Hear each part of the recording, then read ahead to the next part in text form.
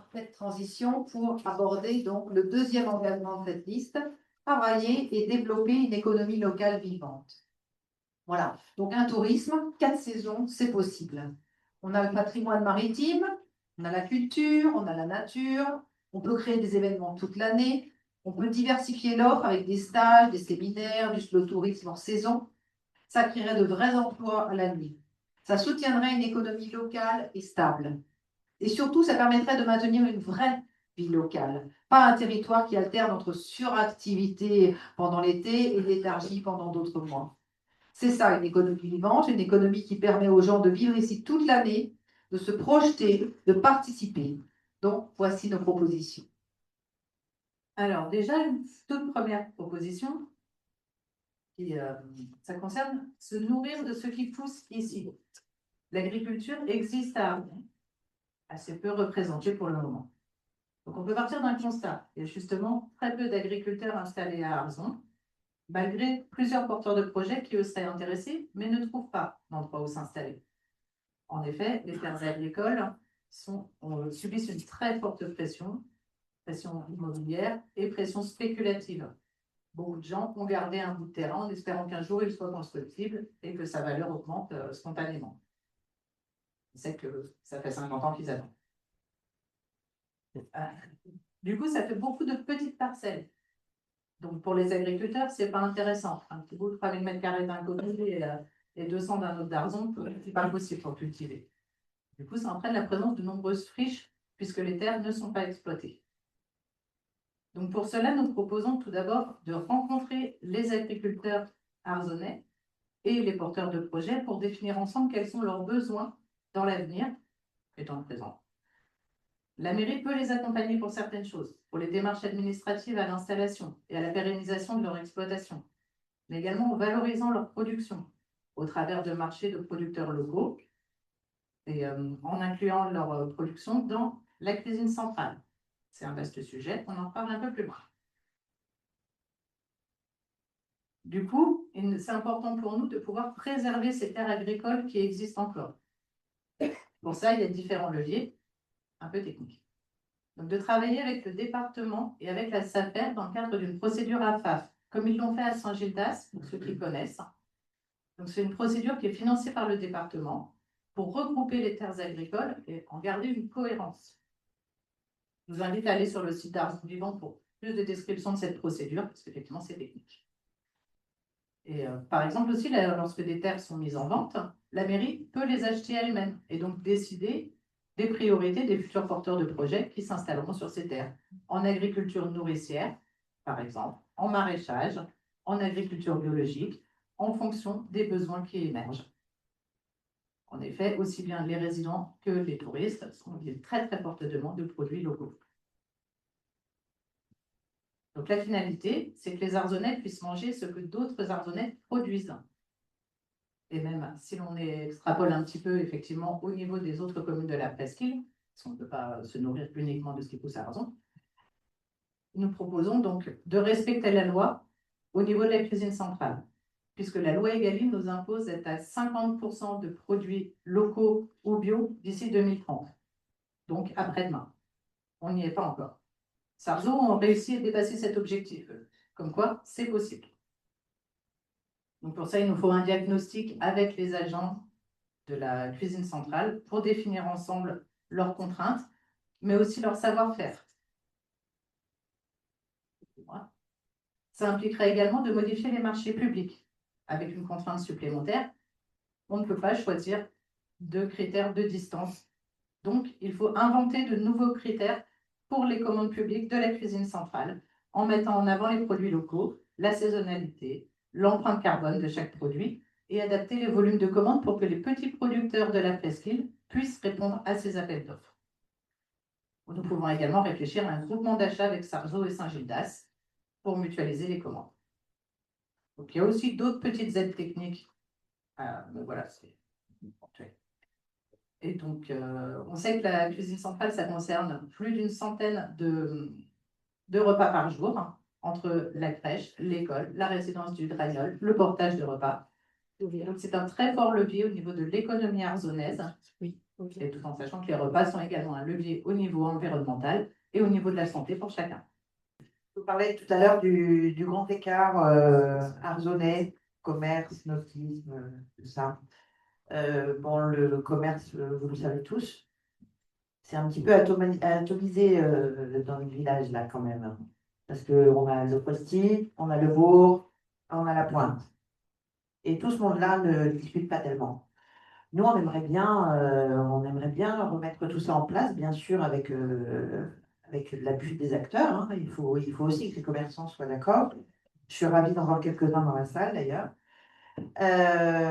Voilà, on habite une presqu'île, hein, on est au bout du monde, et puis au bout du compte, on arrive quand même à ne pas faire lien. Qui plus est, nos commerces sont soumis à une telle forte saisonnalité, vous le savez. Comment passer de 2200 habitants à 30 000 en 15 jours? Ça pique. Ça pique, ça oblige, alors là pour le coup c'est transverse, ça oblige à loger ces saisonniers, ça oblige à tout un tas de trucs, mais ça génère une économie locale qui est super dépendante de la saison touristique.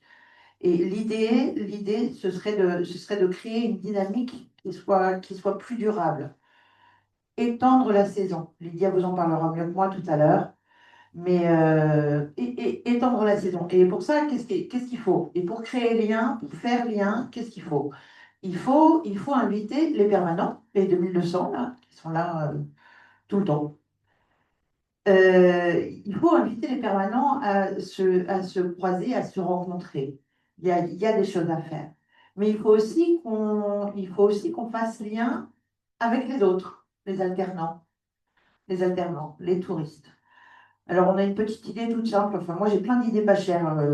Si un jour j'ai des idées chères, je vous en parlerai, mais pour l'instant, non. Et puis, on en parlera tous ensemble si j'ai des idées chères. Pour capter et mieux répartir les flux touristiques, on s'est dit que la mise en place d'un QR code à disposition dans tous les commerces. Aujourd'hui, on a tous un smartphone, répertoriant les activités, les moyens de transport, les commerces ouverts, les spécialités de chacun, et tenu régulièrement. C'est aussi faire lien entre le Prosti et la Pointe, en passant par le bourg, bien évidemment, hein, par la mise en place de jardinières nourricières. Voilà, on va les grimper, deux, trois tomates et un brin de basilic, ça peut être pas mal. Organiser des marchés de producteurs locaux, parce on a de vrais bons artisans, agriculteurs. Et mettre aussi en avant nos créateurs par le biais de, pourquoi pas, d'un salon. Enfin, ça, ce sont des choses dont il faudrait que nous parlions avec les acteurs, justement. La commune peut quand même s'enorgueillir de quelques médailles d'or, parce que nous avons de très bons faiseurs, hein. Je pense à notre boucher, à la maison Chauchard. On a un boulanger qui a participé au meilleur boulanger de France, enfin tout ça. Et je pense que justement, pour créer lien entre nous, Arzenais, mais aussi avec les gens de l'extérieur, mettre en avant les talents et les savoir-faire de ces artisans serait une très bonne chose. Pourquoi pas un petit marché à manger où on échange, on se voit. Encore une fois, on crée des liens. Voilà. Ce que je veux dire, enfin, ce sera ma conclusion, c'est que seul on subit la saisonnalité. Ensemble, on la transforme. Donc, ne pas se tenir, et je m'adresse à nos commerçants, mais même à vous, ne pas se tenir à ces 2 mois d'été qui, comme le disait Lydia tout à l'heure, voilà, c'est stop ou encore, quoi. On passe de tout à rien. Et voilà, il faut que nous créions du lien. Bon, alors devinez, je vais encore vous parler de tourisme, hein, forcément. Mais bon, c'est important. Je sais qu'il y aura d'autres sujets qui le sont tout autant. Mais donc, comme on l'a dit, là, je vais juste donner quelques exemples. Ce qui serait vraiment bien, c'est d'allonger cette saison pour éviter ces fameux 2 mois. Donc, on a déjà des événements qui fonctionnent très, très bien hein, sur la commune. Je vais citer le Bissabor, le Festival irlandais. On a la Semaine du Golfe tous les 2 ans. On a l'Ultramarin. Mais clairement, c'est pas suffisant. On n'est vraiment pas actif sur ce plan-là. Donc, ce qu'on aimerait vraiment mettre en place, ce sont plus, par exemple, d'événements sportifs. Alors, on a un des colistiers qui vous parlera encore aussi plus de sport à un autre moment. Mais par exemple, avant, on avait un triathlon. On n'en a plus. Donc, pourquoi pas remettre un triathlon en place sur la commune? C'est simple, c'est vraiment simple à mettre en place. Autour du paddle, du wing foil, tous ces événements qui drainent aussi de la jeunesse, qui plairaient aussi à notre jeunesse arzennaise, des week-ends gastronomiques. On a quand même aussi de la matière avec nos fruits de mer, avec aussi les personnes au niveau local, nos ostréiculteurs. Et enfin, des idées, on en a plein, vraiment, et on peut organiser ça évidemment avec le soutien des associations, par exemple. Après, on a d'autres soutiens, enfin d'autres leviers que l'on pourrait utiliser. Par exemple, c'est le tourisme d'affaires. Donc, le tourisme d'affaires, c'est faire venir des entreprises pour qu'elles organisent leurs séminaires à Port-Naval ou à Arzon. On a aussi des lieux pour organiser ces séminaires. Donc, c'est des choses très simples à mettre en place. C'est juste un peu de commercialisation, se faire connaître et faire connaître Arzon pour le tourisme d'affaires. Donc ça, c'est un des points. Le deuxième point, c'est l'écotourisme dans nos campings municipaux. Notre objectif, c'est faire de nos campings des références en matière d'écotourisme. Alors déjà, il faudrait faire un audit énergétique que nous avons budgété, évidemment. On a des exemples, là aussi, on est allé voir d'autres campings. Je pense par exemple à le camping Alat à Plouguemelen, qui a été une très bonne source d'inspiration pour nous, avec par exemple des panneaux solaires pour les douches, de l'eau de pluie récupérée pour les toilettes, mais aussi ils ont mis en place des jardinières de légumes pour les campeurs. Donc on aime beaucoup les jardinières de légumes dans les campings. Alors évidemment, tout ceci, bien sûr, a été chiffré et qu'on peut également faire subventionner par l'ADEME. Mais on a aussi pensé à développer la biodiversité avec la mise en place, par exemple, de ruches ou de prairies de fleurs. C'est important qu'on respecte, encore une fois, notre biodiversité. En parallèle de l'écotourisme dans les campings, nous souhaitons également accompagner les hébergeurs privés avec la mise en place d'une charte Arzon Tourisme Responsable. Bien sûr, ce sera sur la base du volontariat et on mettra en place des critères très simples. L'idée n'est pas de faire une usine à gaz. Le troisième point, alors il a déjà été abordé, donc je vais être un petit peu plus rapide pour faire gagner du temps, pour le coup, c'est la mobilité douce et partagée. En tourisme, ça c'est aussi important. On a déjà nos navettes en place. Ces navettes, elles sont financées, c'est un financement partagé avec le département, la mairie, les compagnies maritimes. Mais on pense que justement, il faudrait d'autres acteurs du tourisme qui s'investissent également dans ce financement puisqu'elles bénéficient des retombées de ces navettes.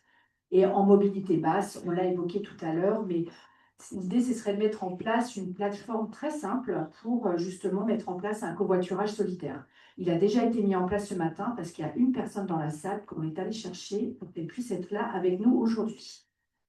Et le dernier point, qui n'est pas un des moindres, c'est l'hébergement des saisonniers. Ça, vous savez, tout le monde en parle, tous les commerçants s'en plaignent, tous les restaurateurs. Et c'est bien normal, c'est vraiment un sujet. Alors, la priorité pour nous, et ça paraît une évidence, ça va être de recenser les besoins auprès des entreprises. Ça, c'est vraiment quelque chose de très simple à faire. Le nombre de saisonniers, la durée, le budget. Et ensuite, nous créons donc une plateforme de mise en relation employeurs, salariés et propriétaires. Ça paraît quelque chose de assez basique. Mais aussi, nous devons développer l'offre de logement pour les travailleurs. Pour cela, nous devons bien sûr mobiliser le parc vacant, mais en parallèle, nous devons étudier la création d'une résidence dédiée d'environ 30-40 logements meublés à loyer modéré, bien sûr pour les saisonniers, mais aussi pour les permanents, pour les actifs permanents sur la commune. Enfin, notre dernière proposition sur ce dossier est d'accompagner les entreprises dans l'acquisition de logements pour leurs équipes. C'est aussi une autre proposition avec des conseils et des montages financiers. En conclusion, accueillir et enrichir. Merci. Donc là, on va aborder l'économie avec les filières maritimes et nautisme. Finalement, on a Port-Navalo à l'entrée du golfe du Morbihan. Donc cette histoire, ce patrimoine se traduit aussi par des entreprises, des acteurs économiques qui se projettent aussi dans l'avenir avec aussi de l'innovation. Vous savez tous, hein, le port du Croisic qui a fêté ses 40 ans l'année dernière en grande pompe est le plus grand port de plaisance de la Bretagne, avec 1450 bateaux. Autour de tout ça, il y a effectivement un écosystème d'entreprises, d'expertise, de savoir-faire, entre les chantiers, l'accastillage, la voilerie, la maintenance, le stockage, pardon. Voilà, donc on a tout un tas de professionnels, certains d'entre eux sont là depuis très très longtemps, d'autres plus récemment. D'autres étaient là et rejoignent un petit peu Vannes, je pense à Naviwatt. Voilà, là, une entreprise très très emblématique dont le siège était à Malo et qui a fourni pour les JO, pour un certain nombre de gens dans les pays nordiques, mais aussi dans la région avec les passeurs des îles, avec un bateau à voile électrique que tout le monde a certainement pu découvrir. Voilà, donc on a aussi des gens qui viennent, qui peuvent repartir. Donc en fait, la question qui se pose à nous tous, hein, enfin, à la fois les élus et les acteurs économiques, c'est de savoir comment on peut faire en s'inspirant aussi de modèles qui sont beaucoup plus massifs. C'est qu'à Lorient, la base de Lorient, c'est 30 000 emplois. C'est là où on fabrique tous les plus beaux bateaux de course au monde, qui gagnent toutes les courses quasiment. Et la Bretagne peut en être fière. À Brest, avec la cité maritime. Mais encore une fois, il ne s'agit pas ni à Brest ni à Lorient, mais on peut se dire comment ces écosystèmes qui ne se sont pas montés tout seuls, il y a eu des élus, il y a eu des entreprises, il y a eu des entrepreneurs, il y a eu des gens visionnaires, des gens courageux qui ont décidé de faire des choses ensemble, dans une dynamique économique, pour créer de l'emploi et pour créer une image de marque, entre guillemets, c'est pas pour faire de la com, pour effectivement aussi attirer les jeunes, parce que tout est lié. Hein. Quand on parle des jeunes, quand on parle de l'école, tout est intimement lié. C'est pour ça qu'on essaie d'être cohérent dans ce qu'on raconte, c'est quand même mieux. C'est vrai que la commune, elle n'a pas les fonctions de tout régler. La région a des fonctions de développement économique, comme vous le savez. Le département sur d'autres sujets plus sociaux, mais le département gère aussi les collèges. Donc, quand on parle de formation, d'alternance et de stage, il peut y avoir aussi du dialogue entre les entrepreneurs du coin, de la presqu'île, les collèges pour les fameux stages, pour que ces jeunes découvrent aussi des métiers fantastiques où on manque de main-d'œuvre. Il y a plein de trous dans la raquette, non seulement dans les métiers du tourisme, mais aussi dans les métiers nautiques. Et on a interrogé très, très souvent nos partenaires des grands régates qui sont aussi des professionnels, et ils avaient du mal à recruter pour des questions de logement, mais aussi pour des questions de compétences. Donc tout est intimement lié. Il y a aussi la question du foncier. Effectivement, donc, le foncier disponible, qu'est-ce qu'on en fait avec des projets qui sont mis en place sur la zone du Rédo et autres. Mais ça, c'est des questions de fond et de se dire comment on va faire un état des lieux de l'existant, comment on va faire un état des lieux aussi des besoins des uns et des autres, hein, des entrepreneurs, des commerçants sur ces zones maritimes, et puis ensuite faire des arbitrages et peut-être essayer de trouver des logiques de mutualisation pour pas aller créer deux, trois trucs à deux endroits différents si ça peut être mutualisé, qui avait été fait aussi au chantier du Rédo sur la pépinière. Voilà, donc à Vannes aussi, je citerai Vannes parce que du coup c'est plus près, donc il y a la Technopole et certains acteurs de la région, je pense effectivement à Spirumarine, donc cette femme qui a entrepris, qui a une souche unique au monde de spiruline marine, qui est à la fois à la pointe de Bénance, mais aussi avec un projet de ferme à Arzon, à Carnet, qui est un peu en cours. Voilà, ça veut dire aussi que ce sont des gens qui sont soutenus par le projet France Relance 2030, et ça se passe à Arzon. C'est des gens qui sont soutenus par la BPI. Et donc derrière tout ça, ça veut dire, c'est aussi potentiellement 10 ou 15 créations d'emplois. Pour en plus se dire que ces produits-là vont se retrouver sur les tables de chefs étoilés à Paris et dans des villes au niveau mondial. Parce qu'effectivement, c'est comme ça que ces entrepreneurs, là en espèce c'est une femme, il y a beaucoup de femmes entrepreneurs excessivement dynamiques dans la région, bah, essayent de développer un certain nombre de choses qui feront rayonner aussi Arzon, y compris chez Ducasse, dans ses restaurants à Hong Kong et à Paris. Voilà, donc tout ça, en fait, est intimement lié. Il n'y a pas de bluff. On parle d'être humain, d'entrepreneur, de décisions politiques, de foncier, de logement. Donc c'est ce qu'on essaye de construire ensemble avec les uns et les autres. Et j'espère que les uns et les autres continueront à enrichir les idées, puis surtout d'être dans le monde réel. Hein. On n'est pas dans l'IACA Faucon. J'ai horreur d'IACA Faucon et je pense que personne n'aime le IACA Faucon ici. Merci. Alors, le dernier point sur l'économie, c'est étonnant, c'est vrai de retrouver les associations là-dedans, mais on a des acteurs associatifs qui sont aussi des acteurs économiques, hein, je pense notamment à Envial, à certainement d'autres. Donc, on a eu envie aussi on sait en plus que vous êtes nombreux ici à vous investir dans les associations et bien sûr, on est très reconnaissant pour ces engagements. Et du coup, on a identifié également des petites choses pour les associations. Bien sûr, on ne vous a pas oublié, notamment une simplification administrative. Non, pardon, avant. Une simplification administrative sur la question de la réservation des salles, la réservation du matériel. Ce temps passé à pas être forcément derrière un ordinateur, enfin, je sais pas, je vois Hélène qui est là, pourrait être mis à faire du lien entre associations dans un lieu, par exemple, convivial, qui pourrait être l'entrée de la MDA, par exemple. Un peu sur le même principe que ce qui se fait à Penncastel, avec un endroit convivial où vous pouvez y avoir les projets des associations qui sont montrés, les compétences recherchées pour les projets en cours. Enfin voilà, du lien qui se crée entre acteurs d'un territoire dans un lieu où aujourd'hui on fait beaucoup se croiser et qui pourrait être un petit peu plus convivial. Voilà, c'est évidemment la transparence des financements, parce que bah, vous savez qu'Argent Vivant, on est favorable à cette transparence. On sait que c'est important pour le dialogue, en tout cas pour que tout le monde soit voilà, désireux de pouvoir collaborer. Lien vivant, donc ça, le vivant, on en a déjà parlé, et le soutien renforcé aux projets structurants. Il peut exister effectivement des associations qui ont des projets qui peuvent être structurants à la fois pour eux, mais aussi pour la ville, et donc d'avoir la possibilité de regarder avec attention ces projets pour qu'ils puissent également continuer à rayonner sur la ville et se développer. Voilà, ça c'est le programme pour Viasso. Alors, enfin, pour résumer cette thématique honnête, celui qui cultive vos légumes, c'est du vivre ensemble. Votre commerçant qui connaît votre prénom, c'est du lien social au quotidien. Et là, maintenant, on va également vous donner la parole. Je vois qu'il y a déjà une main levée. Bonjour. Alors, je suis une Arzenaise avec un N ou deux N, je ne suis pas, je ne sais plus tellement. J'habite à l'année. Et je crois que vous faites fi un peu de tout le travail des Arzonais, et des associations, et qui font que Arzon l'hiver est vivant. Beaucoup d'associations organisent des concerts, des réunions, et nous sommes très souvent tristes de voir qu'il n'y a pas beaucoup de personnes. Nous avons des projets tout au long de l'hiver, et notamment un salon de livres qui a lieu le 22 février et qui draine 600 à 700 personnes. Et tous ces projets, en fait, ne sont pas budgétés. Hein. Ce sont des bénévoles et avec une foi en ce qu'ils font et qui tissent des liens et font que même s'il pleut beaucoup à Arzon l'hiver, la vie est vivante. Merci pour votre témoignage. Dominique, peut-être derrière, je vois qu'il y a des mains levées. Encore un deuxième témoignage. Merci beaucoup. Bien entendu, les associations font battre le cœur d'Arzon et ça, on l'a dit et répété. Oui, oui, bonjour. Je suis conseiller en patrimoine immobilier et gérant d'entreprise depuis 40 ans ici. J'ai entendu des constats assez intéressants qui ressortent un peu plus également, pour les solutions, ressortent un petit peu du domaine de l'utopie. Tous ces constats, on les faisait déjà il y a 40 ans.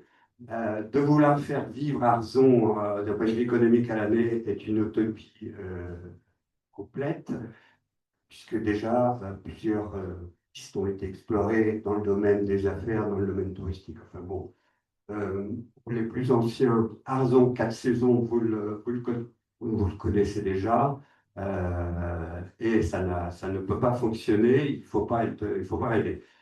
Il y a des pistes en termes de développement économique, je pense, qui est lié à notre population locale, qui est effectivement le service auprès des seniors.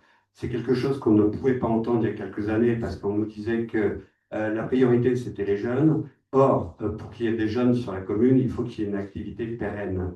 Cette activité pérenne, on ne peut l'avoir qu'avec les seniors en complément du tourisme. Parce que de toute manière, quoi qu'on fasse, le tourisme, il aura toujours une saison. Voilà, donc ça, c'était un constat que je voulais faire.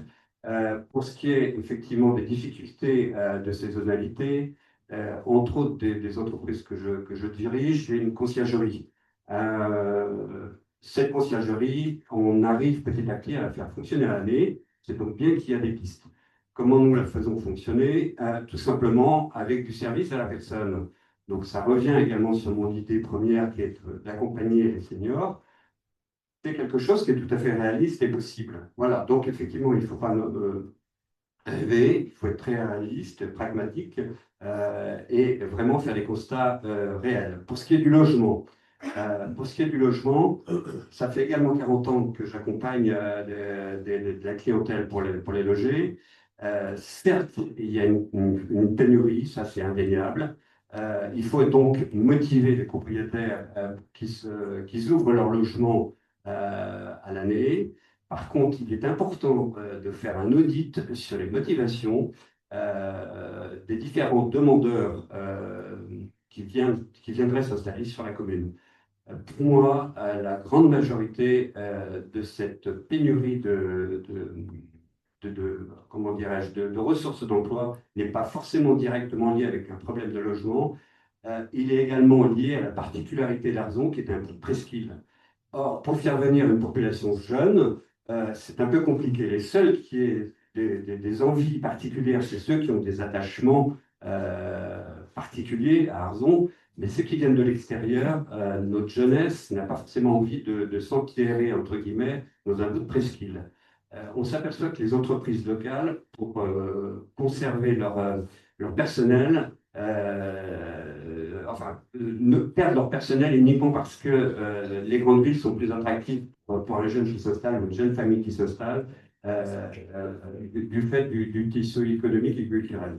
Et enfin, la dernière chose que je voulais constater, vous parlez beaucoup de transparence et de sincérité. J'ai fortement apprécié votre démarche Arzon la vie. Vous avez déclaré au mois de septembre Pas notre démarche, pardon. votre démarche citoyenne. Oui, alors c'est pas la nôtre, mais c'est l'association Arzon la vie. Oui, l'association Arzon la vie. Alors effectivement, cette association a déclaré au mois de septembre que ce n'était pas du tout une démarche qui n'avait pas vocation à créer une liste électorale. J'ai été très curieux de voir un petit peu quel était le mode de fonctionnement et la raison. Et j'ai été surpris de voir que la liste Arzon Vivant était déjà inscrite au mois de juin sur le réseau Action Commune. Voilà, donc je voulais savoir un petit peu quelle était votre définition de la transparence et de la sincérité. Merci. Merci pour tous ces témoignages. Alors, sur la question de l'emploi et l'économie, nous avons évidemment recensé, il y a 1200 emplois sur Arzon. Nous avons un taux de concentration qui est exceptionnel, c'est-à-dire c'est 214, c'est un ratio qu'on utilise en politique, dans la gestion communale, qui dit qu'en fait, il y a plus d'emplois que d'actifs sur la commune. Après, il y a que la moitié de ces emplois qui sont pourvus par des Arzonnais. Donc, en fait, les constats, nous les avons. Nous n'avons pas eu l'occasion aujourd'hui d'aller dans le détail de tout ça. Évidemment, nous vous invitons à aller sur les fiches, commenter les fiches, apporter votre expertise.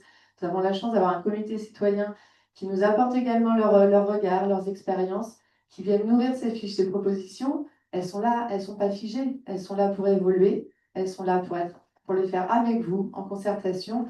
Donc ça, déjà, c'est une première chose. Sur la partie logement, on a déjà largement évoqué beaucoup de leviers qui n'ont absolument pas été regardés, enfin en tout cas pour l'instant dans les autres listes. Nous avons le regret effectivement de voir que c'est assez tiède sur ces sujets-là. Pour le coup, nous nous sommes franchement mouillés. On sait que c'est un sujet clivant. Et donc voilà, là, ce qu'on met aujourd'hui sur la table, c'est quelque chose de nouveau, de quelque chose pour lequel il va falloir nous faire confiance.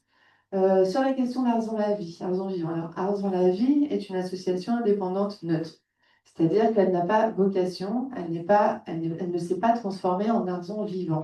Et comme elle a toujours dit, elle ne se transformera pas en liste. C'est intéressant pour nous, en tant que futurs élus, de pouvoir compter sur une association qui fait le lien, qui a de l'indépendance politique pour pouvoir faire remonter la parole des citoyens sans que ce soit, on va dire, plus ou moins orchestré ou en tout cas organisé par une commune. Donc c'est intéressant de continuer à maintenir le lien avec les personnes, les citoyens qui ont envie de participer à leur commune. Ça, c'est vraiment quelque chose qui est un souhait, qu'elle reste indépendante et que nous, on puisse continuer à dialoguer avec cette association.